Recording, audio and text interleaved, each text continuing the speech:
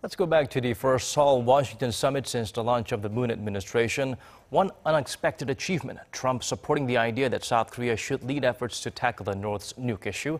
According to our Connie Kim, Seoul is set to push for more dialogue with Pyongyang. The biggest achievement from the first face-to-face meeting between the liberal South Korean president and the conservative and unpredictable U.S. leader was getting Washington support for Seoul to take the lead on the North Korean nuclear issue. 이번 정상회담을 통해 한반도 비핵화라는 공동의 목표를 평화로운 방식으로 풀어나가자고 합의했습니다. 또한 한반도의 문제를 우리가 대화를 통해 주도해 나갈 수 있도록 미국의 지지를 확보했습니다. There had been concerns about whether the two sides would be able to coordinate their respective North Korea policies.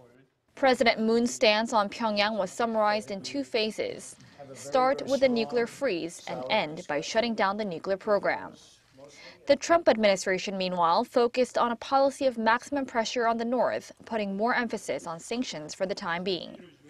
However, to the surprise of many, the two leaders' joint statement said President Trump supports President Moon's aspiration to restart inter-Korean dialogue on issues including humanitarian affairs, raising hopes for a step forward in humanitarian exchanges with North Korea. Well, it's going to talk about basic humanitarian issues such as supplying humanitarian assistance in terms of medical supplies, food assistance, probably in exchange for accelerating people-to-people exchanges between the two Koreas. One of the major objectives on the part of South Korean government is to speed up the reunion of separated families. Experts say the humanitarian assistance given to the North must not overstep bounds set by international sanctions, and they say another thing to keep an eye on is North Korea's response. But at the same time, President Moon will have to find ways to work with China, a task that may be more complicated in light of his agreement with President Trump to boost trilateral cooperation alongside Tokyo. Connie Kim, Arirang News.